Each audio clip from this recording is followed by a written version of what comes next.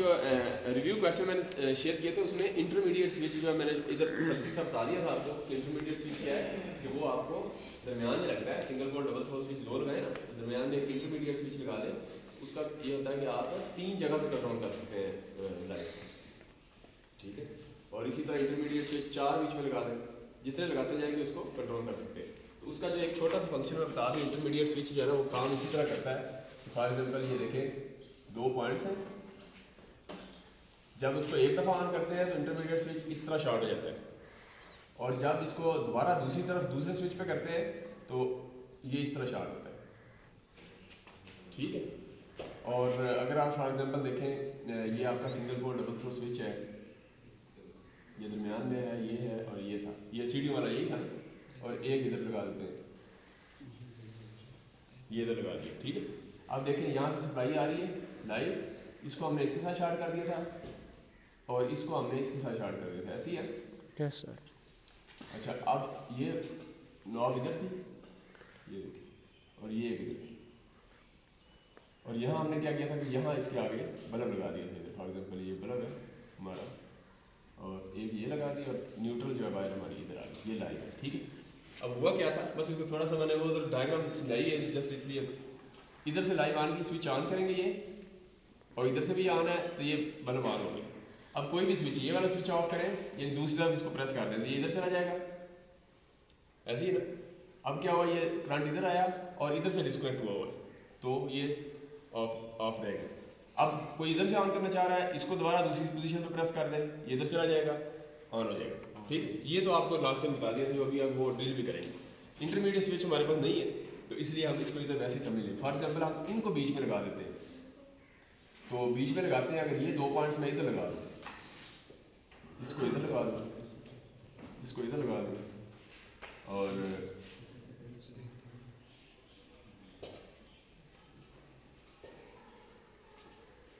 इसको थोड़ा सा इधर लगा के देखते हैं चलता है, और उसके बाद इसको इधर लगा दें और इसको इधर लगा दें, अब देखते हैं चलता है। अब अगर हमें इसको इस पोजीशन पे रखते हैं, इसको एक बार इधर आया करंट, यहाँ से आया इधर गया, ऑफ रहेगा, ठीक। अब फॉर एग्जांपल मैं इस इंटरमीडिएट स्विच को पहले हम इसी को ऑन करते हैं, इसको दोबारा दूसरी पोजीशन पे करते हैं, इधर से करंट गया, इधर से ऑन हो गया।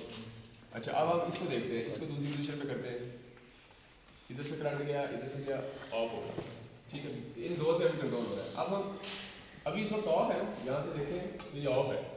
अब हम इंटरमीडिएट स्विच को दूसरी पोजीशन पे करके देखते हैं क्या होता है।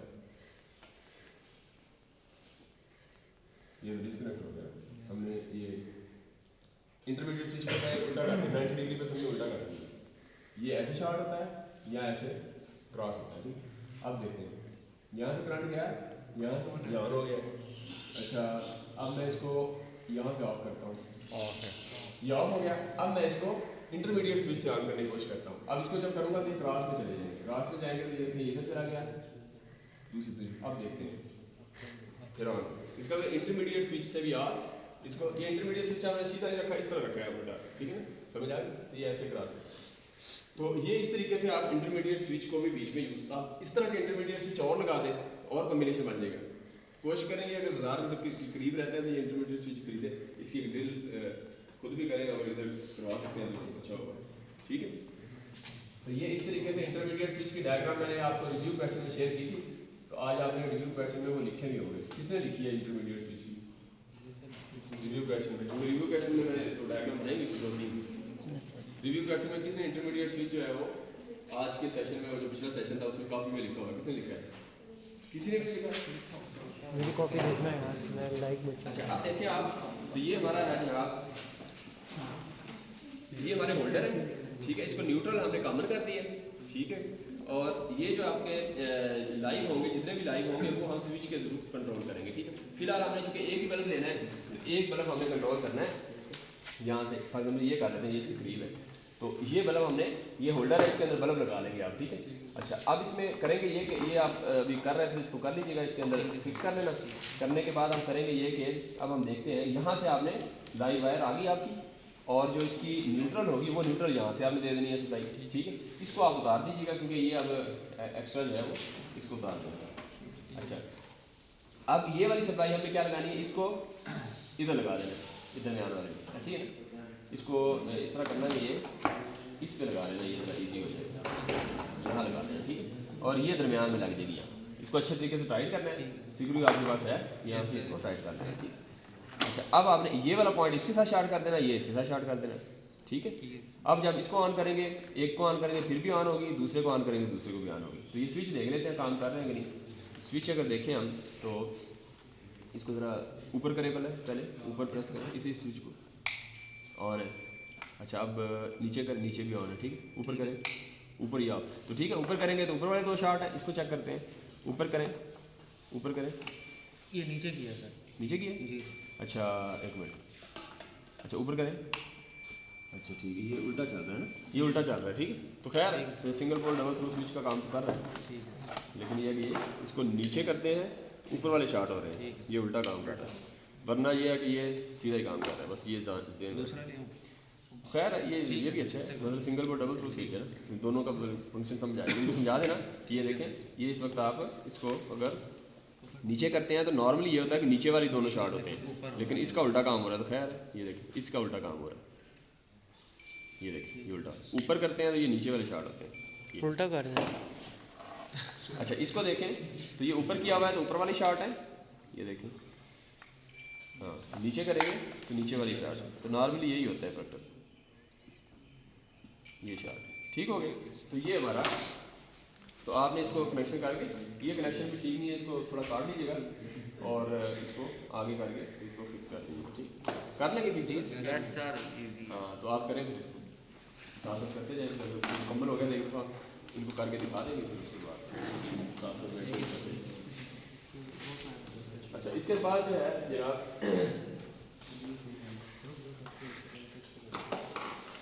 चलेंगे अब हम शुरू करते हैं आज का सेशन, ये आप करते हैं। आज के सेशन में हमारा है to learn the different methodologies of electrical wiring, design of distribution board, switchboard, power board या पावर सॉकेट इनको कहते हैं, ठीक है। तो ये हमने इसको देख लिया। तो इस वक्त जो हम इसकी बात कर रहे थे, ये स्विच बोर्ड है जहाँ से हम कमरे में लगा होता है, जिसके अंदर सारे स्विच लगे होते हैं, कुछ में सॉकेट्स भी लगी होती हैं, तो जिससे फैंस और लाइट्स कंट्रोल करते हैं, ठीक है। और इसी तरह जो है जो पावर बोर्ड है, जो डिस्ट्रीब्यूशन बोर्ड है, वो मेन बोर्ड होता है जो एनर्जी मीटर के बाद हमें मिलता है, जहाँ ब्रेकर्स वगैरह ये लगे होते हैं, और वहाँ से फिर जो है ना आप सब डिस्ट्रीब्यूशन बोर्ड भी लगा लेते हैं, अगर ज़्यादा आपको चाहिए तो वहाँ से सब डिस्ट्रीब्यूशन बोर्ड भी ले जाते हैं, तो ये होता है। और इसी तरह जो पावर बोर्ड है, सॉकेट है, वो जो हमने नीचे लगाई होती है सॉकेट थोड़ा ज़्यादा लोड लगाने के लिए, और ऊपर लगाई होती है एसी के लिए, नीचे फ्रिज के लिए, या जो इस्त्री या इस तरह का लोड होता है, वो हम पावर बोर्ड या पावर सॉकेट कह रहे हैं, ठीक। तो ये हमारे डिफरेंट हो गए। तो अब हमने इसको स्विच बोर्ड को डिसाइड करना है कि हमने ये जो वायरिंग करनी है, इसमें सबसे पहले हमारे सिलेक्शन क्राइटेरिया क्या है। जितना हमने स्विचेस का सिलेक्शन क्राइटेरिया देखा था कुछ, इसी तरह ये इनका भी क्राइटेरिया देख लेते हैं। इसमें सबसे पहले ड्यूरेबिलिटी है, तो कितना पायदार है, कितना चलेगा उसके अंदर, और कंडीशन जो है वेदर कंडीशन से उसका कितना इम्पैक्ट होना चाहिए नहीं, आपकी वेदर कंडीशन उस एरिया की क्या है, उस बेस पर हम देखेंगे उसकी ड्यूरेबिलिटी क्या है। सेफ्टी क्या है, सेफ्टी के हवाले से देखें कि लीकेज है या इलेक्ट्रिक शॉक है, कि आपकी जो है वो वायर्स जो है वो सेफ है इस हवाले से, क्या कोई हाथ लगाए तो उसको कोई शॉक ना लगे, और इस तरह लीकेज के हवाले से क्या है वो लीकेज का तो इशू नहीं। और इसी तरह देखें तो अपीयरेंस है, कुछ वायरिंग जो है अगर आपको अपीयरेंस से है तो अच्छी अपीयरेंस शो करते हैं, हो सकता है कॉस्ट बढ़ जाए, तो लेकिन यह कि अपीयरेंस ये भी आपकी रिक्वायरमेंट है या नहीं है, टेम्परेरी वायरिंग कर रहे हैं या परमानेंट है, उसमें अपीयरेंस मैटर करती है, वो देखिए। कॉस्ट भी होगी, एक्सेसिबिलिटी है, ईजीली एक्सेसिबल है कि आपने किधर लगाया उसको एक्सेस भी कर सकते हैं जो वायरिंग आपने की है प्रॉपर। और इसी तरह जो है उसके अंदर एक्सटेंशन, फ्यूचर में अगर आपने इसको एक्सटेंड करना है, साथ और 2-4 कमरे बनाने हैं, तो क्या उसको एक्सटेंड करने के लिए पीछे आपने पूरा प्लान कर लिया है, ये चीज़।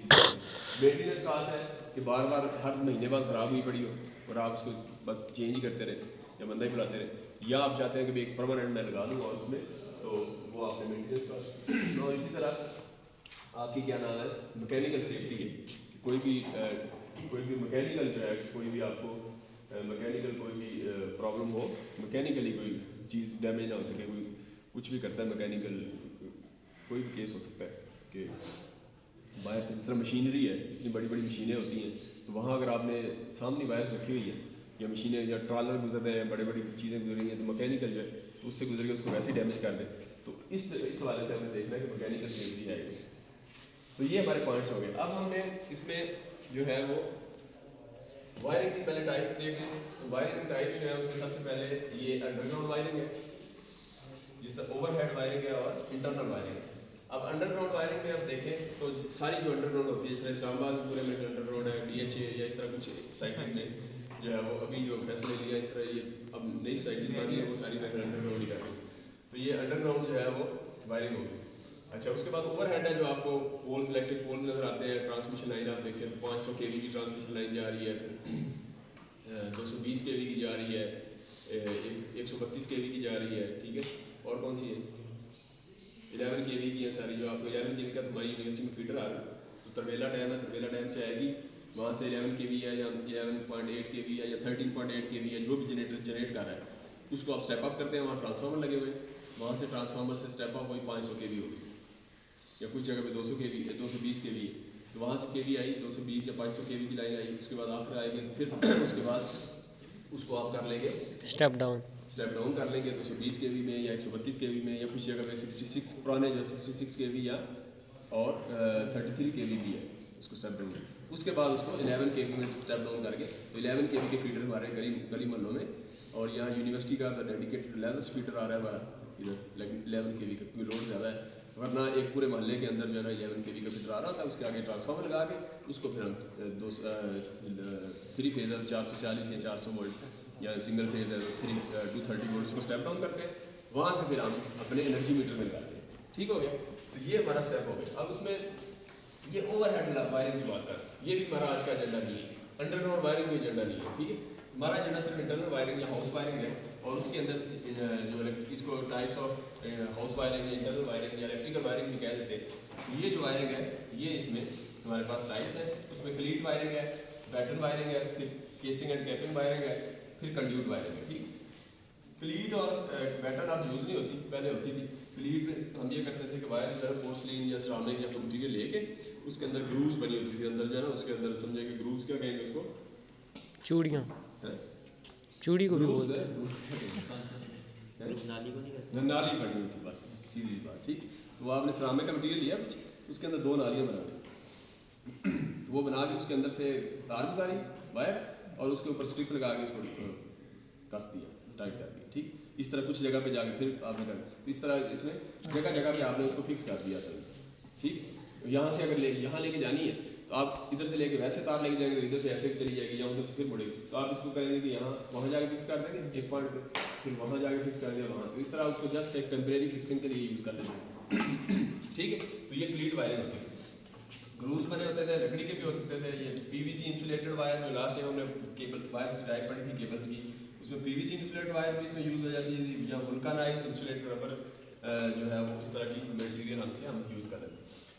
उसके बाद बैटन है, तो लकड़ी की जो है ना वुडन जो है बैटन यूज़ करते थे नीचे, पुराने अगर आप देखें तो पुराने उसमें लकड़ी के वो लगा के उसके ऊपर जो है ना हमने वायरिंग की होती, पुराना अभी नहीं होती, तो लकड़ी की लगा के नीचे उसके अंदर ग्रूव्स भी कुछ में बनी होती थी, उसके अंदर से गुजारते थे, और ऊपर जो है वो सैडल लगा के या जिसको क्लिप कहते हैं उसको बंद कर देते, इस तरह हम जो है वो कर देते हैं, ठीक। तो ये बैटन की जो है वो बैटन वायरिंग होती है। अच्छा, अब उसके बाद ये अभी ऑब्सलीट हो गई है। इसके बाद अब केसिंग एंड कैपिंग आ गई, जो कि आपको नजर भी आ रही है। तो केसिंग एंड कैपिंग में देखें तो ये ऊपर आपको नजर आ रही है, इसमें आप क्या करेंगे, ये देखें इस तरह आप जो है वो इसको पहले फिक्स कर देंगे और इसके अंदर से वायर गुजारेंगे, जितना उतना साइज लेंगे जितनी वायर आपने गुजारनी है। फ्यूचर में एक्सटेंशन करनी है आपने, तो फिर आप इसके अंदर इस वायर का साइज बढ़ा देंगे, ताकि आप इसके साथ बाकी कमरे बनाने हैं तो पहले से वायरिंग ट्रांसफर करें। तो ये आप केसिंग एंड कैपिंग, ये केसिंग होगी, और इसके ऊपर जो है फिर वहाँ पर ये जो है वो इसको फिक्स करके इसको ऊपर स्लाइड करके, तो आप कैपिंग जो है ये कैपिंग होगी, ठीक है। ये कैपिंग लगा दें, तो इस तरह PVC की ये बनाई हुई है। तो ये लकड़ी की कुछ होती थी, लेकिन अभी PVC की यूज होती है, वुड की भी होती है। अच्छा, इसी तरह कंड्यूट वायरिंग है। कंड्यूट के अंदर जो है आपकी PVC का मटीरियल भी यूज़ होता है, जो कि नॉर्मली है हमारे घरों में। तो ये कंड्यूट वायरिंग पाइप जो हम लगाते हैं घरों के अंदर, तो वो कंड्यूट होती है वायरिंग, ठीक है। PVC मटीरियल और GI गैल्वेनाइज्ड आयरन मटीरियल भी होता है। तो कुछ ऑप्शन में या जहाँ कॉस्ट मैटर नहीं करती इतनी, तो वहाँ हम ये थोड़ा महंगा काम करते हैं GI पाइप, या फिर ये है कि PVC पाइप से हम कंड्यूट वायरिंग करते हैं। कंड्यूट वायरिंग में जो है वो आप नॉन कंसील्ड भी होती है, यानी आपको ओपन नज़र आती है। तो जहाँ आपको ओपन कोई चाहिए, जहाँ पाइप्स आपने गुजारने वायरिंग करनी है, जहाँ आपको जहाँ रिक्वायरमेंट है कि आपने कंसील नहीं करनी, या कॉस्ट का भी इसका फ़र्क पड़ता है, या इसकी मेंटेनेंस भी इजी हो जाती है। तो बाहर से पाइप आप गुजार के लेके जा रहे हैं तो 5, 10, 15, 20 इस जगह पे कोई भी ऐसी सिचुएशन है तो वहाँ नॉन कंसील्ड है, यानी आपने अंदर ज़मीन अंदर नहीं की, आपने दीवारों में बाहर नज़र आ रही है तो ये हो सकता है।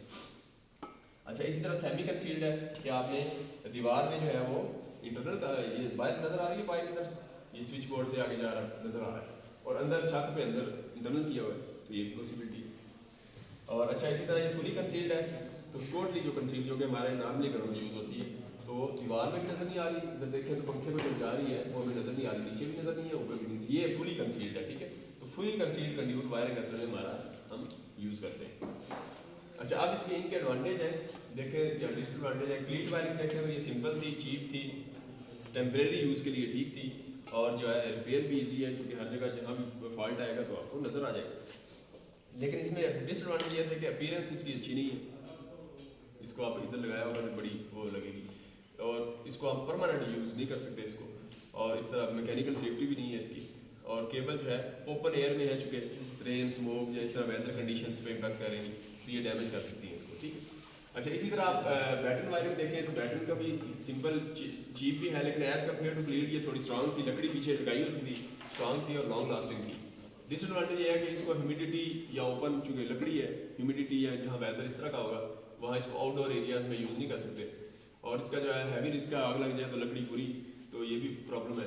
तो आजकल तो वैसे लकड़ी भी कोई नहीं, तो heavy wires can not be use. ठीक है, तो हैवी वायर्स होंगी तो उनका वजन होता है, तो वो आप लकड़ी के ऊपर एक खास लिमिट तक उसको कर सकते हैं, ज़्यादा वजन होगा तो ज़ाहिर है वो ग्लू बनी हुई है उसके ऊपर, तो उसके बाद आप वो नहीं कर सकता। ठीक है, तो चेक करें और कौन सी हाँ ये बैटन वायरिंग। ठीक है, अच्छा बैटन वायरिंग हो गया। उसके बाद हम देखें तो कैसे कैपिंग है, इसमें देखें तो स्ट्रॉन्ग है, लॉन्ग लास्टिंग है। ठीक है, डेफिनेटली केसिंग एंड कैपिंग देखें तो ये ज़्यादा अर्सा चलती है, इसमें कभी कोई इस तरह का फॉल्ट तो नहीं आता, और इस तरह चीप भी है डेफिनेटली ये एज़ कम्पेयर टू कंड्यूट, तो चीप ही है, और रिस्क इलेक्ट्रिकल शॉक का रिस्क नहीं है, सारी क्लोज है अंदर, तो हमें कोई शॉक वगैरह या इस तरह का प्रॉब्लम नहीं है। अच्छा, इस तरह यहाँ देखें तो ये एसिडिक कंडीशन में या तो इस तरह की सूरत हाल है तो वहाँ ये चूँकि ओपन है तो इसमें वो नहीं कर सकते।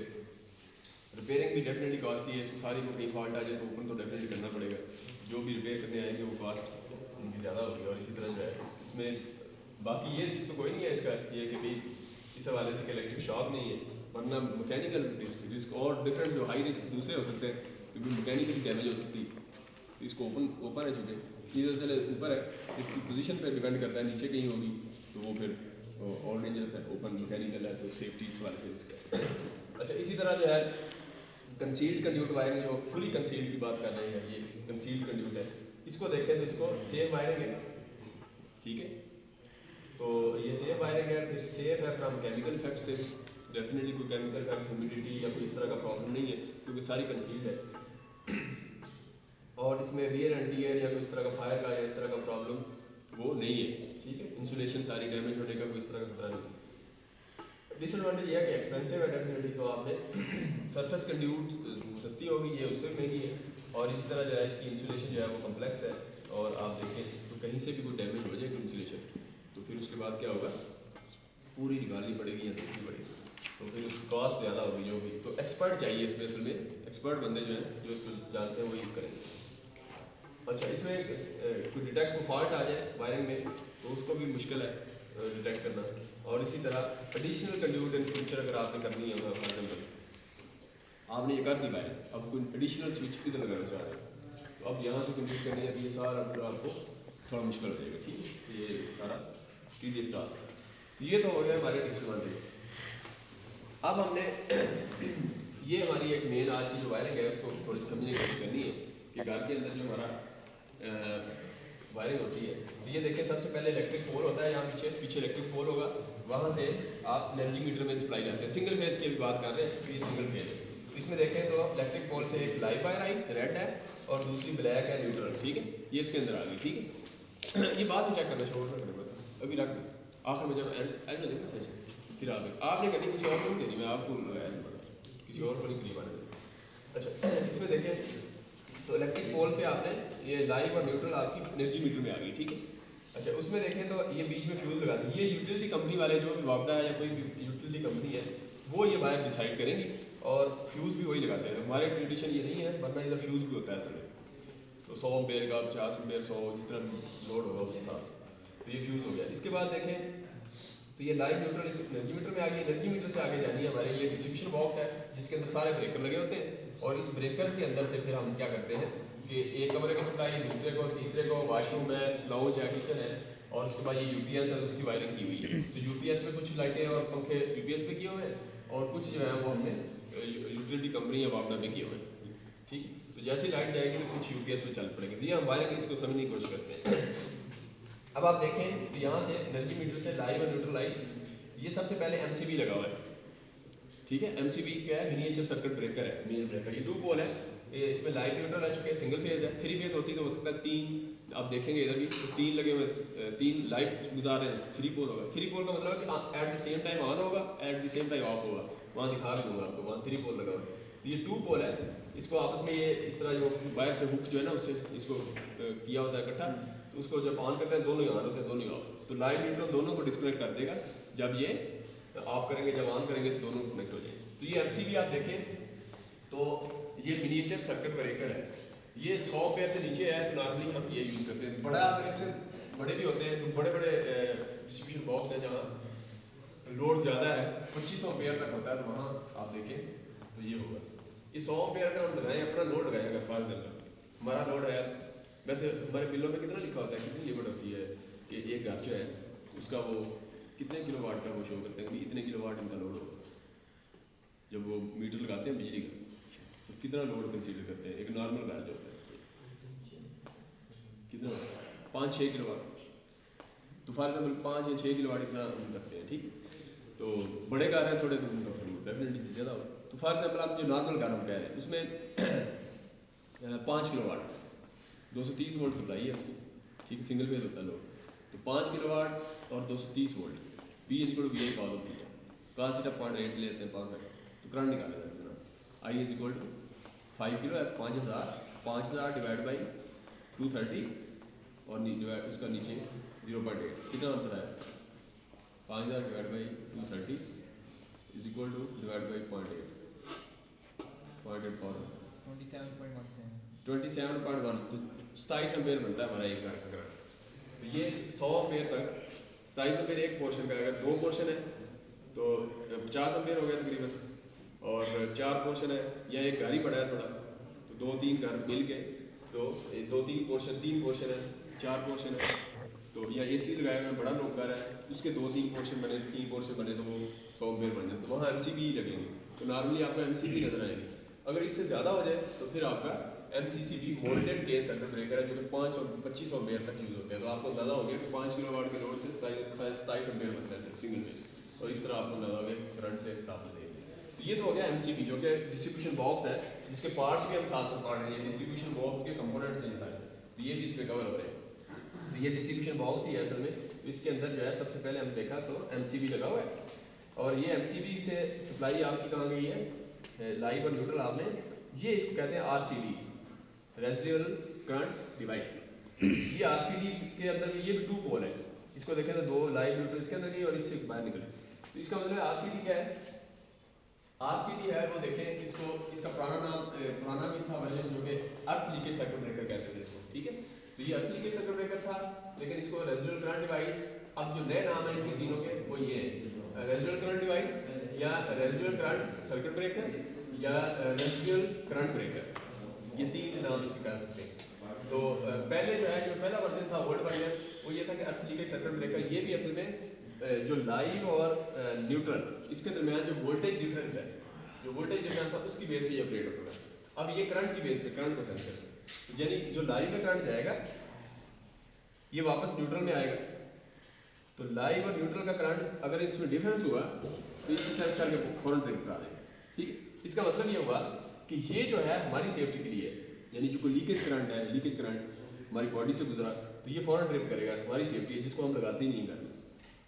तो इस तरीके के साथ जैसे हम कुछ शॉर्ट होता है तो वो जो लीकेज है, एक तो अर्थिंग वायर नहीं लगाते हम, अर्थिंग नहीं करते, वो सेफ्टी है। उसके बाद डबल प्रोटेक्शन ये थी कि RCD लगाए, तो ये दोनों काम करें हम, हमारी सेफ्टी है। और ये ब्रेकर जो है, ये जस्ट आप समझें कि ये जो ओवरलोड की प्रोटेक्शन, ज़्यादा आपने एक जगह लोड लगाना था पंखा या जिस तरह फॉर एग्जाम्पल देखें ये मैंने एक ब्रेकर लगाया सिंगल पोल ब्रेकर है। अब इस ब्रेकर से देखें तो ये सॉकेट्स लगाई हुई 3, एक में मैंने फ़ैन प्लान किया हुआ था, इसमें फ़ैन लगाना है, दूसरे पे कंप्यूटर, तीसरे पे मैंने बल्ब लगाना था फॉर एग्जाम्पल।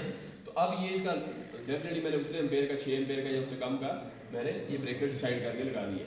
अच्छा अब मैंने फ़ैन की जगह इधर AC लगा दिया, इधर मैंने इलेक्ट्रिक हीटर लगा दिया और इधर वॉशिंग मशीन या मैंने फ्रिज या पानी की मोटर लगा दी।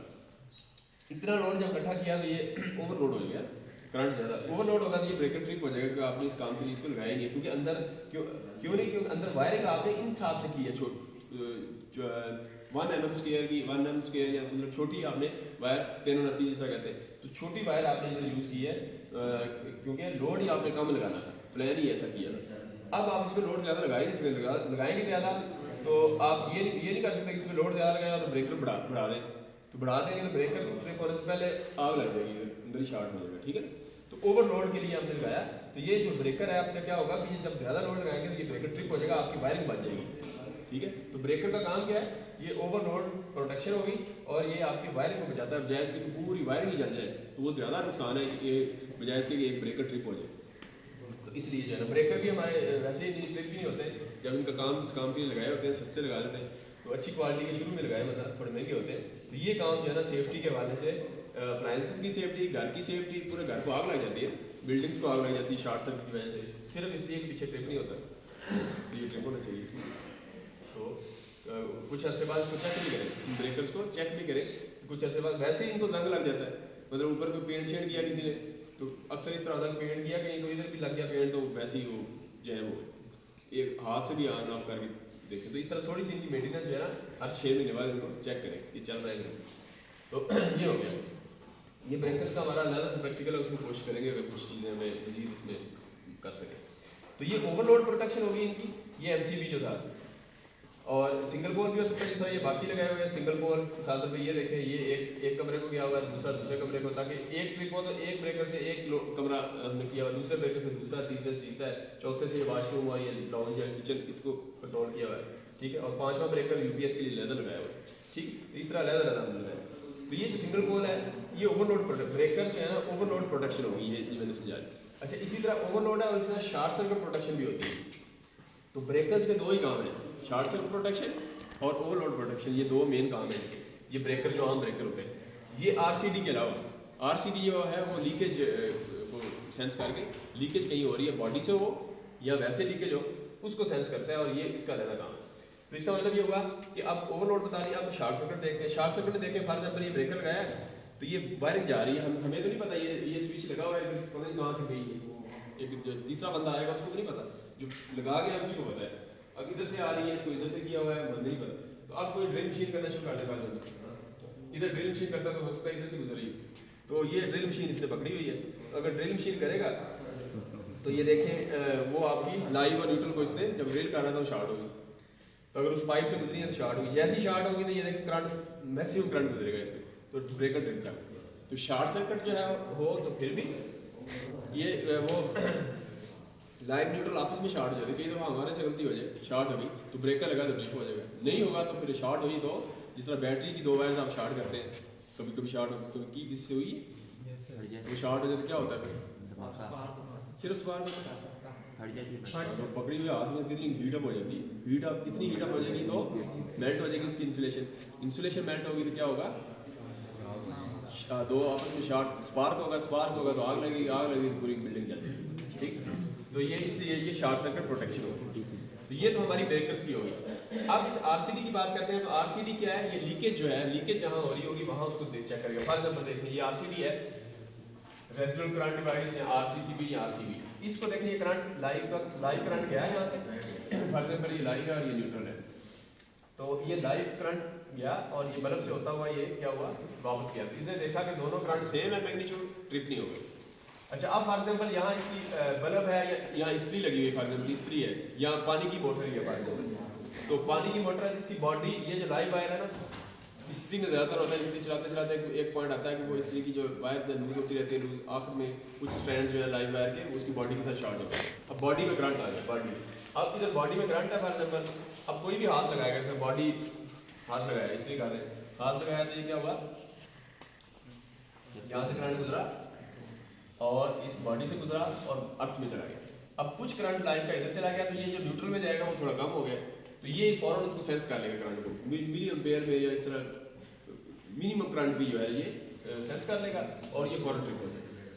ये स्मेल अच्छा जी, तो ये जो है वो ट्रिप हो जाएगा। ठीक है, तो ये ट्रिप हुआ तो हमारी सेफ्टी होगी, तो इसलिए आपने RCD लगाना है घर के अंदर जब इस्त्री, और इस्त्री भी जब करनी है तो इस्त्री का हमारा स्टैंड होता है ना, क्योंकि इस्त्री से कैजुअलिटीज जो है वो होती हैं, क्योंकि हो रही हैं, तो उसमें यह कि इस्त्री का लगाया हुआ, तो आप नीचे खड़े होते हैं तो हम इस्त्री कर रहे होते हैं, तो वो नीचे खड़े होने की बजाय उस इस्त्री का जो स्टैंड बनाते हैं ना उसके साथ ही नीचे फिक्स करेंगे, तो नीचे उसके साथ जो लकड़ी का जिसके ऊपर खड़े होना है ना वो भी लकड़ी का साथ नीचे फिक्स हो, ताकि उसके ऊपर चढ़ गए फिर बंद कर दें इस्त्री। ठीक, ताकि जरा वो अगर लकड़ी पे आप खड़े हैं तो आप लाइन पे हाथ लग जाएगा तो आपका पास नहीं मुकम्मल हुआ तो करंट नहीं फ्लो होगा।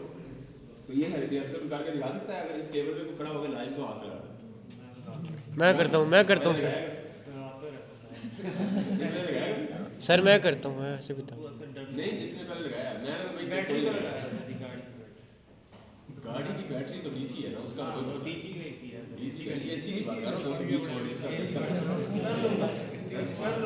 एक तो ये प्रोटेक्शन होगी, दूसरा ये है कि आप यहाँ अर्थ वायर लगाएं, अर्थिंग। अब अर्थिंग जो है वो देखें तो अर्थिंग ये अर्थ वायर लगाएंगे, अर्थ भी अभी आपको दिखाएंगे। अर्थ जो है ना पीछे वो हमने कुछ जगह पे अर्थिंग की हुई है, फॉर एग्जाम्पल देखें इधर ही हमारी, ये तो मैं अभी सेशन एंड होगा तो यहाँ दिखा दूंगा कि वहाँ आपका इधर पाया हमने, आपके स्टूडेंट हमारे स्टूडेंट ने की हुई 12 फुट गड़ा खोद के ना नीचे, तो उसमें जो है वो कोयला डालें, आप खुद भी कर सकते हैं, खड्डा मारे कहीं भी 10, 12, 15 जितना भी 12 फुट का 10 का जितना भी कर सकते हैं, 11 जितना गहरा हो अच्छा है, क्योंकि नमी रहेगी तो ज़्यादा देर तक वो खुश्क नहीं होगा। तो वहाँ रहे और उसको गड्ढा लगाएं और उसको लगाने के बाद फिर उसके अंदर कोयला डालें, फिर साल्ट डालें, नमक डालें, कोयला नमक इस तरह जो है ना उसकी लेयर्स बना दें, डाल के उसके अंदर से पाइप निकाल दें पाइप, ताकि जो है ना वक्तन फ़ौक्तन उसमें पानी बाद में लोटे से डालते रहें ताकि जो है ना वो गीला रहे। तो वहाँ से फिर आप जो है ना एक स्ट्रिप ले लें इस तरह की कापर की, उसके अंदर कापर की वायर जो है ना वो उसके साथ उसको फिक्स करें ड्रिल करके या उसको नट बोल्ट से टाइट करके, वो जो आपने स्ट्रिप सी लगी हुई है इस तरह की तख्ती इतनी बड़ी होगी इस तरह की, या इससे आप ही ले लें इतनी होगी, इतनी मोटी काफ़ी, इसके दरम्यान में एक सुराख करें और कॉपर वायर लेकर उसके अंदर जो है ना ड्रिल करके उसको टाइट करके, ये जो इस तरह की बनी होगी इसको आप जो है वो उसके गड्ढे के अंदर डाल के उसको मिट्टी से बंद कर दें, और पाइप एक निकाला हुआ है ताकि वहाँ तक पानी डालना है तो आप वायर से डाल सकें, तो वो आपको अर्थिंग का काम देगी।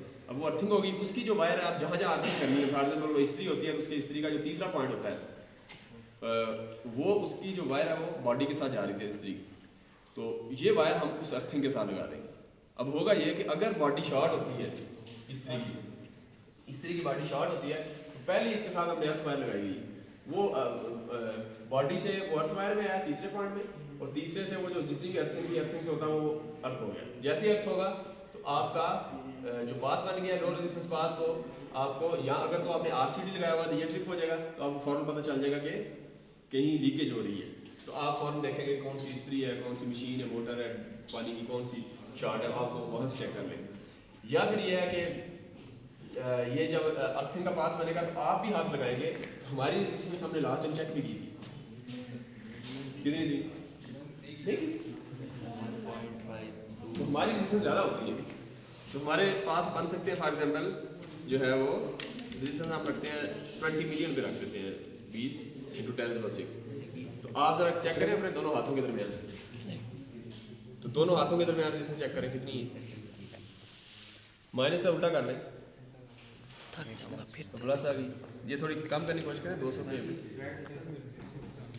तो ये देखें इनकी रेजिस्टेंस है 15-18 रेजिस्टेंस है किलो में, ठीक है, ये इतनी रेजिस्टेंस। अब वो जो अर्थ वायर की होगी उसकी रेजिस्टेंस होगी सारी 0.5 ओम, ये बहुत कम होगी, तो हमारी रेजिस्टेंस ज़्यादा है, तो हम भी अगर हाथ लगा दें शॉर्ट पार्टी को तो हमारा पाथ हाई रेजिस्टेंस पैरेलल में पाथ है हाई, तो वो लो रेजिस्टेंस, तो लो को ही फ्लो करेगा करंट, तो हम फिर भी बच जाए। ठीक, इनकी देखें तो ये देखें इनकी ज़्यादा है इनकी रेजिस्टेंस, इसका भी है ना, कोई अभी आज ही नहा के आया किसी ने 4 दिन पहले नहाया तो वो खुश्क है ड्राई, तो उसकी रेजिस्टेंस ज़्यादा होगी, ठीक है, या किसी ने खाना खाया हुआ है किसी ने नहीं खाया, या किसी की जो है ना वो वैसी बॉडी कमज़ोर है उसकी रेजिस्टेंस, तो इस हवाले से ये देखिए ये ज़्यादा है इनकी 2 मेगा 2 × 10⁻⁶, ठीक है, इनकी सबसे ज़्यादा है, ठीक है, इनकी देखिए ये देखो ठीक है, ये रेजिस्टेंस है, ये आ रही है ठीक है, 1 इनकी भी ज़्यादा है लेकिन उनकी सबसे ज़्यादा हालांकि कमज़ोर सा लग रहा है। तो हाँ ये देखिए आप बहुत कमज़ोर है। आपकी इनसे भी कम है ठीक है, आपकी किलो में आ रही है ठीक है, उनकी में ठीक है। तो ये इस तरीके से आप रेजिस्टेंस चेक कर सकते हैं। ये अच्छा ये पार्ट तो ये था। दूसरा पार्ट था आपका ये, तो चलो ये था ना कि आप काम कर रहे हैं, तो इसलिए सेफ्टी पे मैंने शुरू में बताया था कि काम जब करना है तो एक हाथ से करें, एक हाथ पीछे रखें। अगर एक हाथ से आपका काम हो सकता है तो एक इधर रखें ताकि पाथ ना बने।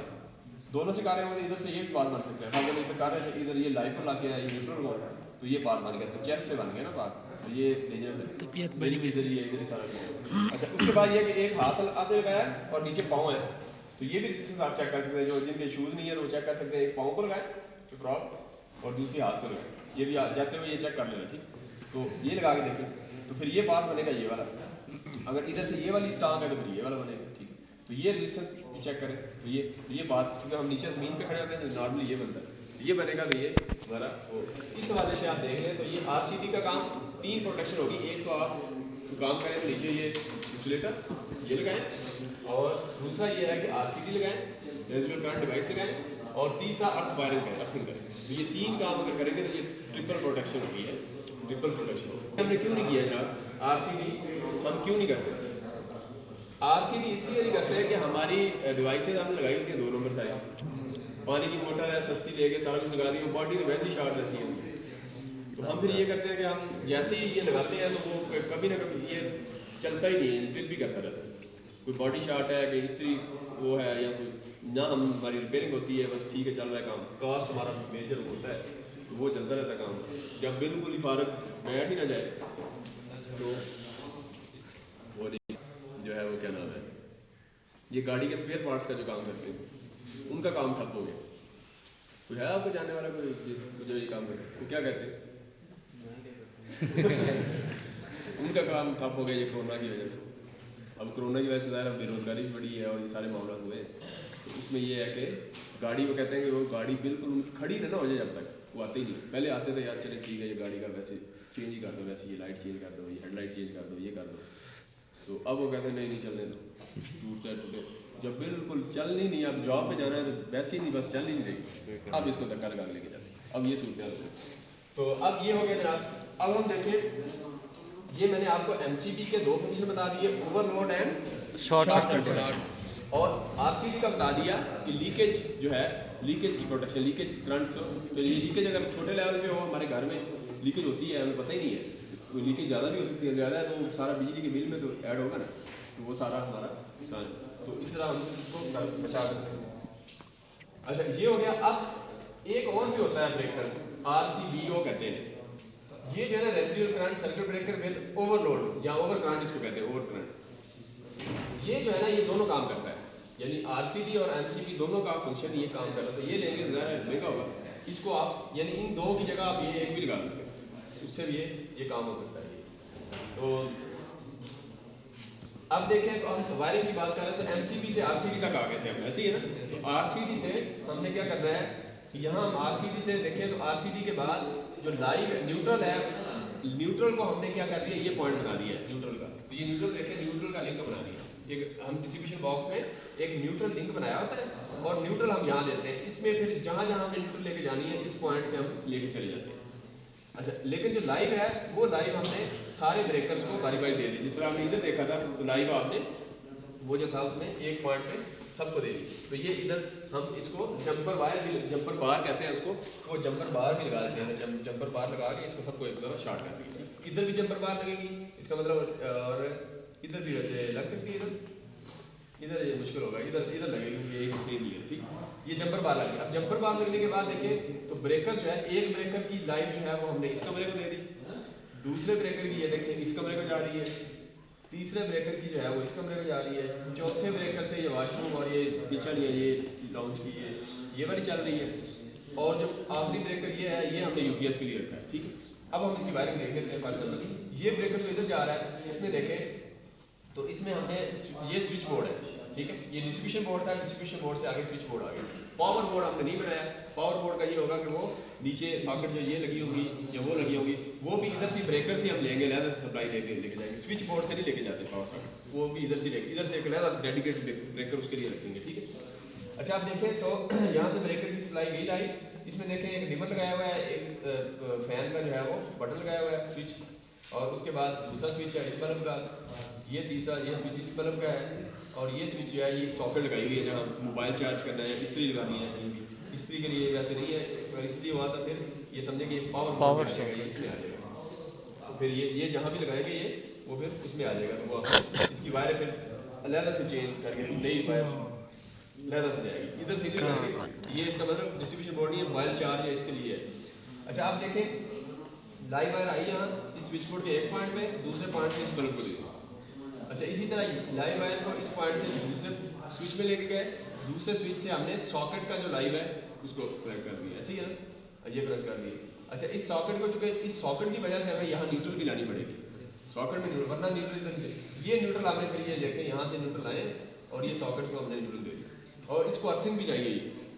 अच्छा अर्थिंग जो है ये हमने यहाँ से इस पॉइंट से ये अर्थिंग जो है लहदा से वो कर दी मैंने जैसे बताया।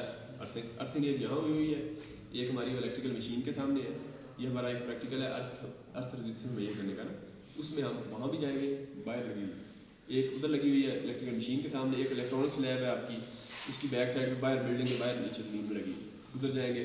फिर चौथा लगी हुई है ये आपकी ये जो हाई वोल्टेज लैब है, हाई वोल्टेज लैब की बात बैक साइड में बाहर लगी, ठीक। ये 4 जगह अर्थिंग है, वो अर्थिंग का जब प्रैक्टिकल करेंगे तो ये 4 जगह पे जाके हम वो अर्थिंग में ये करेंगे, चेक करेंगे कितनी है, तो ये 1 ओम या 0.5 ओम इतनी होनी चाहिए, तो हम चेक करेंगे कि इतनी है या नहीं है, तो पानी डाल के देखेंगे, पानी डाल के अगला प्रैक्टिकल जो अगले सेशन को होगा अगले दिन दूसरे को उससे चेक करेंगे तो कम होती जाएगी, ठीक। अच्छा आप देखें इसमें ये तो हो गया हमारा।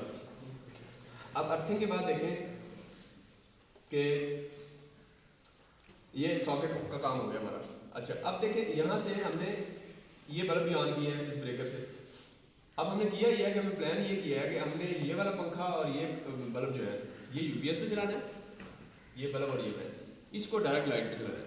जब लाइट नहीं होगी तो ये नहीं बंद हो जाएगा, लेकिन ये दोनों चलते रहेंगे, तो इनको यूपीएस पे करना है। इसी तरह इधर भी हमने ये 2 यूपीएस पे है, ये वैसे है ये यूपीएस पे इस तरह, और इधर भी देखें तो हमने ये वाला यूपीएस पे किया हुआ है, ये डायरेक्ट लाइट पे किया हुआ है, और ये भी यूपीएस पे वॉशरूम का यही लाइट भी यूपीएस पे की, ठीक इस तरह। अब हम देखें यहाँ तो ये तो हो गया, इधर ये बल्ब ऑन हो गया, सिर्फ ये हमने लाइट पे किया और ये सॉकेट की है।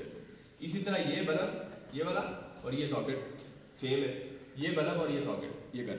इसी तरह यहाँ देखें उसके बाद अब यूपीएस का देखें, इसके अंदर हमने यूपीएस में ये किया कि यूपीएस का, अच्छा यूपीएस में पहले आप देख लें दूसरे ब्रेकर क्या कर रहे हैं, लाइट ये भी हो गया ये भी हो गया, ये ब्रेकर देखें, ये लाइट जो है ये वाली सॉकेट और ये बल्ब ये वैसे नॉर्मल लाइट पे यूपीएस पे नहीं है ये दोनों, ठीक है। अच्छा ये 2 हो गए। अब इसके अंदर ये वाली सॉकेट जो है ये हमने यूपीएस के लिए यूज़ किया, यूपीएस को सप्लाई जो देनी है जब वापदा हो तो वो हमने ये स्विच 3 पिन शू लगाया हुआ है, और ये जो 3 पिन सप्लाई है वापदा की ये यूपीएस से होती हुई यूपीएस में आएगी। यूपीएस की जो दूसरी वायर है, एक तो यूपीएस के साथ बैटरी लगी होती है, बैटरी का पॉजिटिव नेगेटिव हमने इस यूपीएस के साथ लगाया। यूपीएस को चार्ज करना है तो हमने यूपीएस की जो सप्लाई है वापदा को दे दी यहाँ से, और दूसरा जो इसका पॉइंट है वो हमने इस ब्रेकर को एक वायर आ रही होती है यूपीएस की वायरिंग में, हम सिर्फ लाइव वायर उसको घुमाते हैं, न्यूट्रल वही यूज़ कर लेते हैं जो पहले से हो रही है। अच्छा ये जो लाइव है यूपीएस की वो हम यहाँ से इसको ले गए और इसको जो है वो ब्रेकर को दी। ब्रेकर को देने के बाद देखें तो यहाँ इस कमरे में आ गई। कमरे में देखें तो आपने क्या किया है, इस कमरे के एक स्विच को लगाया और स्विच का दूसरा पॉइंट बल्ब को लगा दिया, ये यूपीएस पे हो गया। इसी तरह जो है इसका दूसरा पॉइंट हमने दूसरे फैन के स्विच को लगाया, फैन के स्विच से हमने फैन के डिमर को, और डिमर से हम हमारा फैन में चल गया, ये 2 यूपीएस पे हो गए। इसी तरह ये पंखा और फैन, ये पंखा और बल्ब जो है वो यूपीएस पे हो गए। अच्छा इसमें देखें तो यहाँ भी इधर से पॉइंट हमने इधर से लेके आए और यहाँ इस स्विच को लगाया और यहाँ से ये बल्ब भी हमारा यूपीएस पे हो गया, और इसी तरह यहाँ से ये और ये भी स्विच पे हो गया। और इनके जितने बल्ब हैं यूपीएस पे, इसमें जो दूसरा पॉइंट है न्यूट्रल, जिस तरह इस बल्ब को इसको इसके सारे न्यूट्रल कॉमन करके ये देखें, इनके न्यूट्रल भी और इसका न्यूट्रल भी, ये सारे न्यूट्रल लगा के हमने ये यहाँ से ये इधर ले गए। इसी तरह इसका न्यूट्रल देखें तो इसका न्यूट्रल इसका, और ये सारे हमने कंबाइन करके ये उधर जा रहे हैं। इसका न्यूट्रल देखें ये, और ये जो है न्यूट्रल जो है सारे ये न्यूट्रल सारे जो है इसके वो भी आप देखें तो यहाँ इधर ही कनेक्ट न्यूट्रल यहाँ से हमने सबका काम है ये सारे न्यूट्रल जो आपको नजर आते हैं। अच्छा इसका मतलब ये हुआ कि अब हमने यूपीएस पे कर लिया। अब फॉर एग्जाम्पल यूपीएस ये लाइट वापदा की चलेगी, वापदा लाइट ऑफ होगी तो यूपीएस यहाँ से सप्लाई यूपीएस को डिस्कनेक्ट हो जाएगी। जैसे डिस्कनेक्ट हुई यूपीएस में क्या करेगा कि बैटरी से ये सप्लाई इधर से आपका इन्वर्टर लगा होगा तो बैटरी से जो है सप्लाई ये जाना शुरू हो जाएगी। तो जहाँ जहाँ यूपीएस पे है ये फैन ये और ये वाला और ये वाला ये सारे जो है वो ऑन रहेंगे, बाकी जो है ऑफ हो जाएंगे। तो ये इस तरीके से हम इसकी वायरिंग करते हैं। ये सिंगल पोल ब्रेकर है, सिंगल पोल ब्रेकर है, जितना लोड होगा उस हिसाब से हम इसको डिसाइड कर लेंगे। इसकी रेटिंग भी हम डिसाइड कर सकते हैं। फॉर एग्जाम्पल लास्ट टाइम मैंने बताया था कि कितने स्क्वायर एमएम जो है एमएम स्क्वायर का साइज कैसे डिसाइड करना है। मैंने बताया था कि पावर की बेस पे भी शीट मिल जाती है, पावर आपको पता चल जाए पूरी लोड का पावर हमने लास्ट टाइम कैलकुलेट किया था। और यहाँ फिर करंट कर ले, करंट की बेस पे भी तो वायर के साइज को सिलेक्ट कर सकते हैं कितने एमएम स्केल की वायर चाहिए। अच्छा इसके बाद देखें ये जो एमएम स्क्वायर का वायर का साइज इसकी बेस पे आप ब्रेकर को भी सेलेक्ट कर सकते हैं। एक तो ये है कि एक टेबल बना लें, याद रखें कि 1 एमएम स्क्वायर है 6 एम्पीयर का, 1.5 है 10 एम्पीयर, तो इस तरीके से आप ब्रेकर का कर सकते हैं। लेकिन प्रॉपर तरीका ये है कि आप इसका करंट निकालें। जैसे लोड फॉर एग्जाम्पल लोड आपका 4 किलोवाट का है, 4 किलोवाट का सिंगल फेज लोड है और power factor definitely single phase में 0.8 ले लेते हैं और P = VI cos of theta. तो यहाँ से करंट निकालें, करंट क्या आएगा P 4 किलो है तो 4000 हो गया, 4000 डिवाइड बाय 230 × 0.8 तो ये 21.79 आ गया। अब ये करंट आ गया जो कि हमारा क्या होगा अगर 4 किलोवाट का लोड है, 4 किलोवाट। इसी तरह जितना भी लोड है आप चेक कर सकते हैं। तो अब ये जो लोड आ गया तो हमने ब्रेकर लगाना है पीछे, यहाँ ये हमने ये ब्रेकर डिसाइड कर रहे हैं इस वक्त। तो ये ब्रेकर क्या करना है तो हमने ये लोड देखना है कितना, पंखा लगाया हुआ है आपने 80 वाट का 50 वाट का है या ये एनर्जी सेवर लगाया है कौन से, ये सारा कैलकुलेट कर लें। इनका जो कैलकुलेट करेंगे तो ये पावर के फार्मूले में लगा के करंट निकालें कितना है। तो ये फॉर एग्जाम्पल 21.7 आया गया, अगर 21.7 आया तो इसका मतलब है कि ये ब्रेकर तो आपको अवेलेबल नहीं होगा, इससे जो भी ऊपर वाली रेटिंग का अवेलेबल हो वो 32 एम्पीयर का वो आप ले लें, तो ये लगा देंगे। अच्छा अब देखें इससे इसके बाद जो आपके एक ये जो आईसी था current load circuit load current जो कि हमने ये फार्मूले से निकाल लिया, इसको कहते हैं सर्किट का जो लोड करंट है ये हो गया। ये जो हमने इसके ऊपर जो ब्रेकर डिसाइड किया 32 एम्पीयर का अवेलेबल था इसको कहते हैं IN प्रोटेक्टिव डिवाइस करंट है।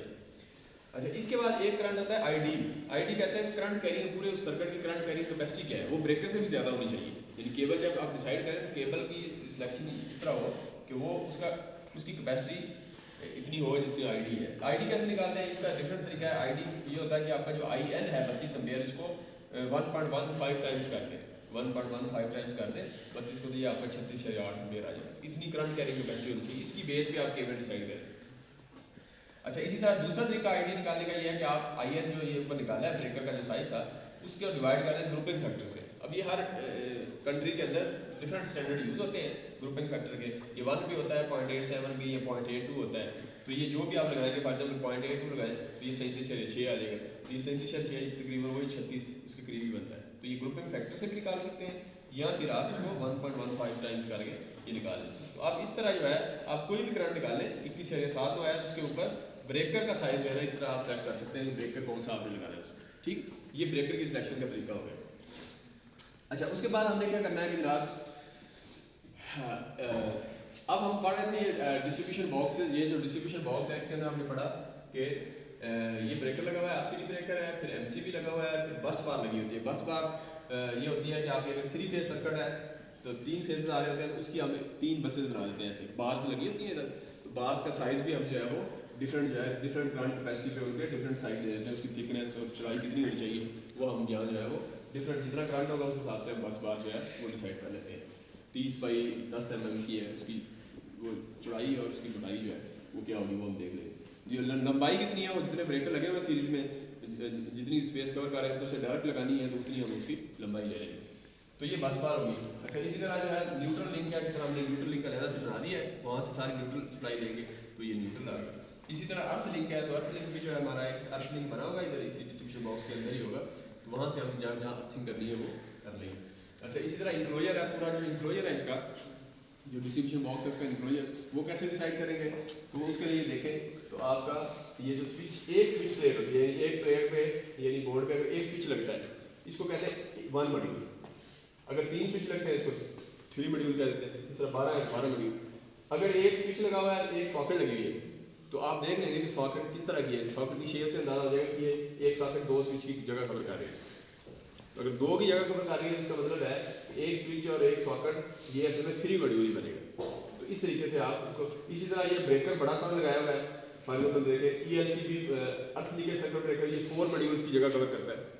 तो ये डिपेंड करता है किस कंपनी का, कुछ साइज बड़े होते हैं छोटे, जितना कवर करें उतने वो आपको। इस तरह इनकमिंग आइसोलेटर है, ये भी ब्रेकर होता है। इस तरह ये आइसोलेटर का काम भी कर रहा है, ये MCB इसको आइसोलेट भी करता है। इस तरह आइसोलेटर इसको कहीं 8 मॉड्यूल का बना होता है। जैसे MCB है तो 1 मॉड्यूल लेता है, रिले है तो 1 मॉड्यूल इतनी छोटी होगा।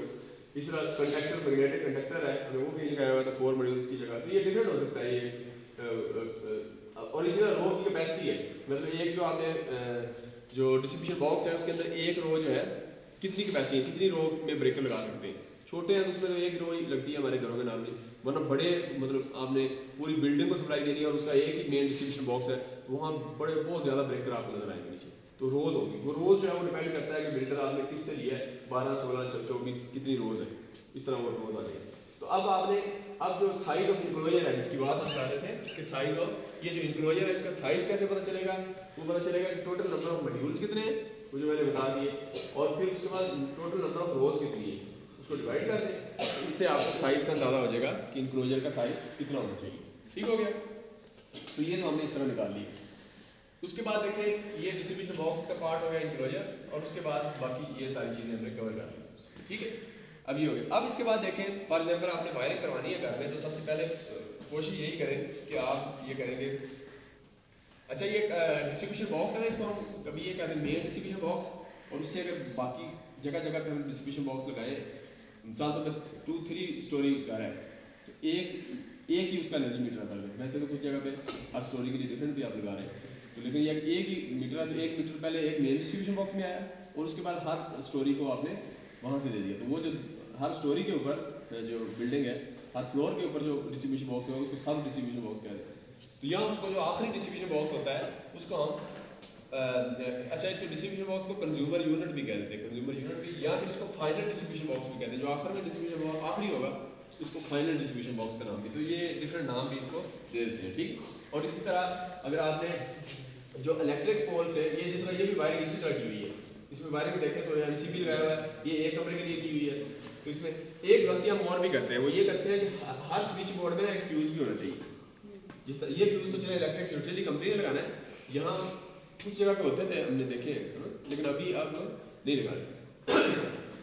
तो आपने ये करना है कि जो भी सप्लाई यानी लाइव आ रही है, ये पहले इधर एक फ्यूज लगा, उसमें से गुजर के ये बाकी काम वही सेम होगा। तो ये फ्यूज लगाएं, उसके बाद आपकी सप्लाई जाए। फॉर एग्जाम्पल इधर देख लें, ये एक फ्यूज लगाया, फ्यूज लगाने के बाद ये देखें ये न्यूट्रल आ रही है इस पॉइंट पे और इधर भी आ रही है, इसका मतलब ये सॉकेट है, स्विच नहीं हो सकता। ऐसी है ना, स्विच होगा तो ये ऑन करेंगे वैसे शॉर्ट हो जाएगी। ऐसी ये सॉकेट है, ये सॉकेट बगैर स्विच के लगाई हुई है, ये गलत है वैसे, तो इधर स्विच होना चाहिए। इस तरह ये देखें, ये सॉकेट देखें तो यहाँ स्विच आ रहा है, स्विच से सॉकेट में और न्यूट्रल दूसरे पॉइंट पर, ये स्विच इसको कंट्रोल कर रहा है। इसी तरह का एक स्विच हमें इधर भी चाहिए। और ये देखें तो ये स्विच बल्ब के लिए लगा हुआ, लाइव गई और लाइव इस पॉइंट पे बल्ब की न्यूट्रल डायरेक्ट आ रही है। इसी तरह ये जो फैन है, इस फैन का ये स्विच है और स्विच से ये डिमर में गई, डिमर से ये फैन में गई। और जब वायरिंग कर रहे थे हम, तो वायरिंग में भी देखें, वायरिंग में ना ये जो स्विच बोर्ड लगाना होता है, ये तो आखिर में लगाते हैं, तो वायर को ये सारी इकट्ठी करके हमने वायरिंग करके, तो ये एक फैन की भी आ रही होगी, बल्ब की भी आ रही है। फॉर एग्जाम्पल इधर है तो ये बल्ब की, ये 2 बल्ब की और ये फैन की, ये सारी इधर आ रही होती है इकट्ठी। हमें कैसे पता चलेगा, इधर स्विच बोर्ड पे आ रही होगी फैन की, हमें कैसे पता चलेगा कि कौन सी फैन की और कौन सी बल्ब की? हम बल्ब को जो है ना डिमर के साथ लगा दें तो वो फिर डिमर, तो इसलिए फैन की फिर जब शुरू में वायरिंग करें तो फैन की वायरिंग का साइज कलर जो है वो डिफरेंट रखते हैं फैन का। बाकी का तो कोई नहीं, ये बल्ब इस पे लग जाए या ये बल्ब दूसरे पे लग जाए, कोई इशू नहीं उल्टे पे, लेकिन फैन का जो है कलर का साइज डिफरेंट रखते हैं ताकि जो है वो वायरिंग में हमें पहले पता चल जाए फैन है तो ये डिमर के साथ लगेगा। ठीक है, अच्छा ये हो गया हमारा बात। अब फ्यूज की बात होगी, फ्यूज लगाते हैं और उसके बाद जो है देखें तो ये बाकी काम हमने ये ठीक हुआ है बाकी से। अब इसके अंदर जो इलेक्ट्रिक पोल से एनर्जी मीटर में लाइव वायर आती है, इसको सर्विस मेन भी कहते हैं या सर्विस केबल इसका नाम होता है, या सर्विस मेन भी इसको कहते हैं। ठीक, अच्छा अब ये तो हो गया। अब मैं आपको बता रहा था कि आपने जब भी कोई वायरिंग करवानी है तो वायरिंग करवाते हुए आपको ये करना है कि उनको कहना है कि इलेक्ट्रिक केबल जितनी भी चाहिए, रोल चाहिए, जितने भी रोल चाहिए, 329 है, 1.5 mm स्केल की होती है। ये पुराने इंपीरियल साइज है, ये मैट्रिक साइज है, और ये 329 नहीं ये इंपीरियल है, पुराने Imperial। बड़ा है ना, जी सर। ये इंपीरियल है और ये मैट्रिक है। तो ये इंपीरियल 329 है, इसकी इक्वल थी 729 है, तो ये 2.5 एम्पियर की है, 736 है, तो ये 744 है, तो ये। अब आपने केबल्स के रोल लेके खुद दे देने इनको। 329 के रोल चाहिए होंगे आपको, 729 के मेन नॉर्मल वायरिंग के लिए 729 के रोल है, बाकी जो स्विच बोर्ड से फैंस को जानी 329 के रोल चाहिए होंगे। फिर इस तरीके से आप नॉर्मली यही दो से कवर हो जाए। तो आपने ये रोल्स दूसरे दें और ये थोड़े चाहिए होंगे मेरे से, एक रोल ये चाहिए हो जाए। ये मेन जो सप्लाई जो मेन लोड है जो वायरिंग है ब्रेकर से स्विच बोर्ड की तरफ, या ये यहाँ से मेन, तो ये ज़्यादा थोड़ा सा साइज़ का होगा डिपेंडिंग ऑन द लोड। अच्छा, ये आपने क्या करना है कि आपने वो ये शुरू में केबल जो है ना, ये रोल्स खुद लेके दें और उनसे एग्रीमेंट करें। तो वो क्या करेंगे कि आपका फॉर एग्जाम्पल 5 मरले का घर है, तो 5 मरले का घर जो है ये 30 बाई 45 का होता है, या आजकल सोसाइटीज़ में 25 बाई 50 का भी है, ठीक है। तो 25 बाई 50 का मतलब है कि 1250 स्क्वायर फुट। तो 1250 25, अगर उसका मत्था जो है वो फ्रंट जो है वो 25 है, तो लेंथ उसके पीछे बैक जो है वो 50 होती है। 50 फ्रंट हो सकता है, 25 पीछे है, जैसे कि तो 25 बाई 50 1250 स्क्वायर फुट या 1350 स्क्वायर फुट, जो भी साइज़ हो, तो आप स्क्वायर फुट के हिसाब से वो पेमेंट लेंगे आपसे। तो आप कहेंगे कि मैं वायरिंग करूँगा इसकी, यानी वायरिंग में क्या होगा, फैन तक फैन भी लगाने हैं, लाइटें भी लगानी है, उसकी वहाँ से वायरिंग भी करनी है, पूरा प्रॉपर तरीका। उसमें आपने 20 रुपये पर स्क्वायर फुट ले रहे हैं अगर, या 30 रुपये पर स्क्वायर फुट, या 25 रुपये पर स्क्वायर फुट लेंगे, तो पूरा जितने भी घर है एक पोर्शन है तो 1350 या 1250, उसको मल्टीप्लाई करें तो ये 27,000 रुपये आपने ये करें। तो बाकी केबल वगैरह आप होते हैं। दूसरा ऑप्शन ये होता है कि नॉर्मली जो करते हैं, जो वही है कि भाई केबल भी आप लगाएं, वायर भी, हर चीज़ आप खुद लाएं, खुद करें सारा कुछ, आप बताएं। वो कहते हैं 80 रुपये पर स्क्वायर फुट देते, 90 रुपये सर पर स्क्वायर फुट देते। तो 90 या 80 आप लगाएंगे तो उसमें उनको मार्जिन मिल जाएगा। केबल का क्वालिटी अच्छी लगाते हैं, नहीं लगाते, तो यहाँ फिर वो चल सकता है। तो इसलिए बेहतर है कि आप केबल वगैरह खुद ही को दें और उसके बाद जो है वो आपको वो करें, ठीक है। तो ये तो हो गया हमारा ये। इसी तरह आपको मैंने कुछ कॉमन मिस्टेक्स भी थी, जो कि कॉमन मिस्टेक मैंने एक जंपर बार का बताया। तो नॉर्मली हम जंपर बार जहाँ जहाँ हमने लगनी है, इसको भी एहतियात से हमने जंपर बार का लगाना है। फिर हमने एवरी टर्मिनल जो हम टर्मिनल लगा लेते हैं, इसको देखें, खींच के देखें, जैसा ये इन्होंने लगाए हैं, तो हम जो है इसको अच्छी तरह देखेंगे कि लूज़ नहीं है। अभी देखता हूँ, ये देखिए बड़ा अच्छा लगाया इन्होंने, ये देखिए वेरी गुड, बिल्कुल जो है ना वो, वरना अक्सर जो है ना वो ये लूज़ होते हैं। ये देखिए ये सारे ठीक है, ये ज़बरदस्त ठीक, ये सारे ठीक है। तो इस तरह आप चेक कर लें टर्मिनल जो है वो आपके सारे। और इस तरह फ्यूज़ है, तो फ्यूज़ नहीं लगाते, यहाँ नहीं लगाते हैं, स्विच बोर्ड के साथ फ्यूज़ नहीं लगते, तो ये भी फ्यूज़ की भी जो है वो और इसी तरह डीसी पॉजिटिव नेगेटिव है। ये जो है बैटरी के फॉर एग्जाम्पल लगाना है, तो डीसी पॉजिटिव नेगेटिव उल्टा नहीं करना, ठीक है। और दूसरा लाइव न्यूट्रल भी है। फॉर एग्जाम्पल मैं कहता हूँ कि हमने लाइव वायरिंग करनी है सारी, आखिर में कनेक्शन हमने देने हैं इधर एमसीबी को, तो हम यही करते हैं कि ये लाइव वाली को इधर न्यूट्रल में लगा दें, क्योंकि इधर से न्यूट्रल आ रही है यहाँ इस पॉइंट पे, वो जो उधर से लाइव आ रही है अगर हम इधर लगा दें काम तो फिर भी चलेगा, लेकिन अब सारी न्यूट्रल जो है वो वायरिंग में चली गई है और लाइव डायरेक्ट चली गई, तो ये डेंजरस है, ठीक है। तो लाइव जानी चाहिए स्विचेस के थ्रू, ठीक। तो ये इस तरीके से आपने ये इसका देखना है। और इस तरह ड्राइंग है, जो भी आपने कोई भी ड्राइंग है, उस ड्राइंग से आप जब रियल में ट्रांसफॉर्म करते हैं तो उधर गलती करते हैं, तो ड्राइंग को एहतियात से देखना है, ताकि जो है ना हम ड्राइंग के बाद जब उसको ट्रांसफॉर्म करें तो उसमें कोई गलती ना हो, ठीक है। इसी तरह जब मैंने अर्थिंग का बताया, तो अर्थिंग के अंदर देखें तो अर्थिंग के भी 3 तरीके हैं। एक तो ये है कि अर्थिंग जो है आप नॉर्मली जो अर्थिंग होती है ग्राउंड, जो ग्राउंड करते हैं, तो ये ग्राउंड कर दी, कोई भी पॉइंट है उसके साथ अर्थ के साथ लगाया, ग्राउंड किया हो। दूसरा ये है कि हम ग्राउंड की जो वायर गुजर रही होगी, जैसा इस्त्री है, उसके जो तीसरा टर्मिनल ग्राउंड का होता है उस पर हम लगा देते हैं, तो प्रॉपर उसको ग्राउंड कर देते हैं, ये दूसरा पॉइंट है। इसी तरह ये है कुछ जगह पे हम न्यूट्रल को भी अर्थ कर देते हैं, न्यूट्रल को डायरेक्ट ही अर्थ कर देते हैं, ये भी कुछ जगह पे पॉसिबिलिटी होती है। और इसी तरह जैसा स्टार डेल्टा स्टार्टर है, स्टार ट्रांसफार्मर में स्टार डेल्टा कनेक्शन होते हैं, तो स्टार में जो न्यूट्रल बनता है उसको हम वहाँ ग्राउंड भी कर देते हैं। और इसी तरह जो है connect with cable wire, cable है उसके अंदर या तो ग्राउंड आ रही होगी या उसके अंदर को मेटालिक थर्ड पॉइंट होगा जिसमें हम कनेक्ट कर देते हैं उसको, और उसको फिर आगे जो है ना वो हम अर्थ कर देते हैं। तो ये इस तरीके से अर्थिंग के डिफरेंट पॉइंट हो सकते हैं, मेथड हो सकते हैं। अच्छा, अब हमने क्या करना है कि अब आखिर में एक प्रैक्टिकल डेमोन्स्ट्रेशन देख लेते हैं कि घर की जो हाउस वायरिंग होती है वो कैसे होती है प्रैक्टिकली। तो प्रैक्टिकली देखें, सबसे पहले तो आप जब ये कर रहे होते हैं, छत अभी हमने नहीं बनाई, घर की दीवारें बन गई हैं, तो आप सबसे पहले क्या करेंगे, शटरिंग करेंगे।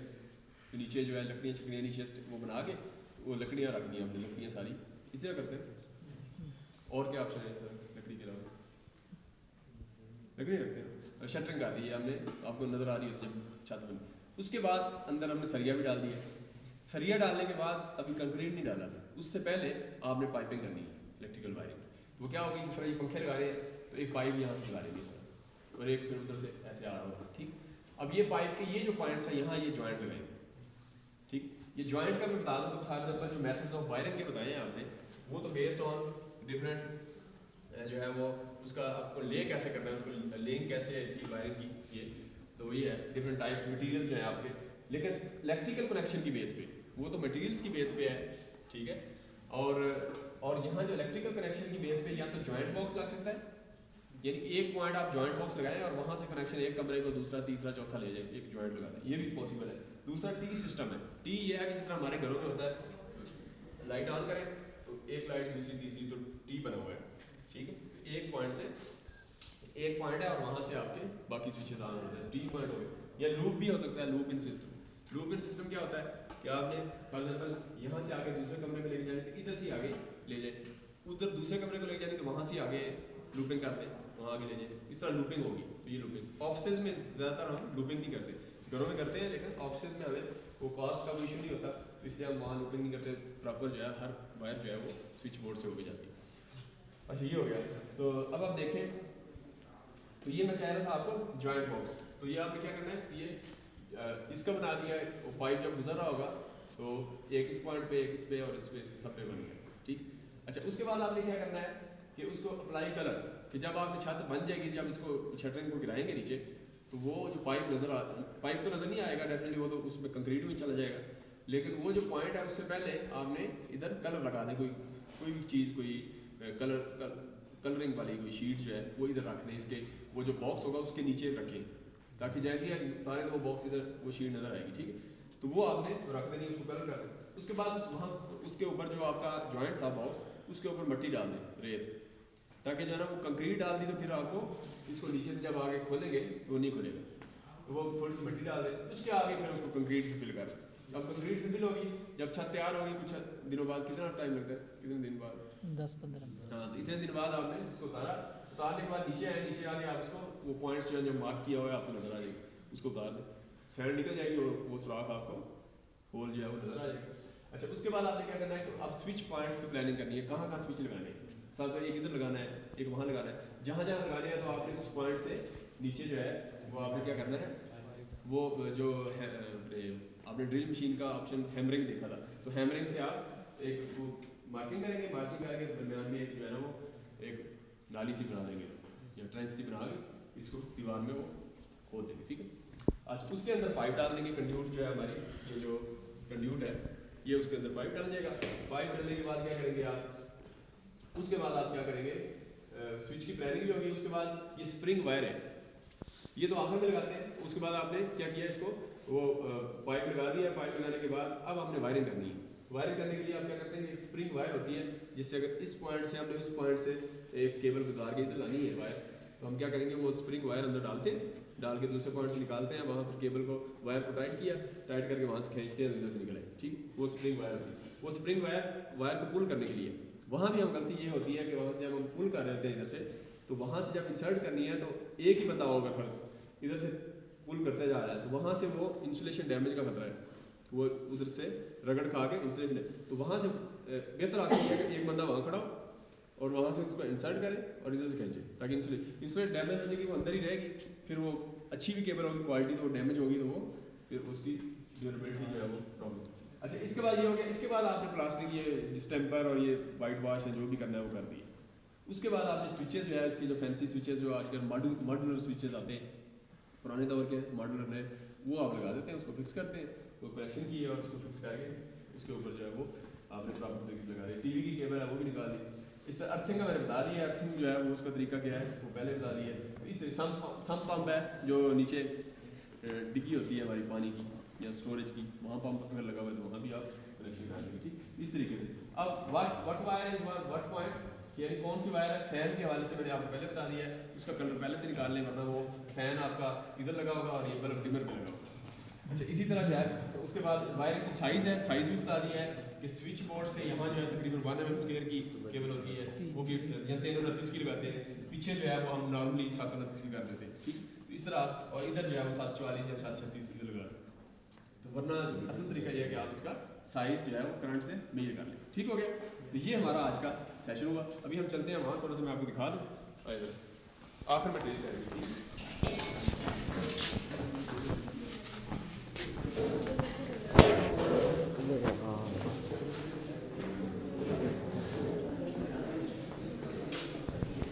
ये देखें इधर आ जाए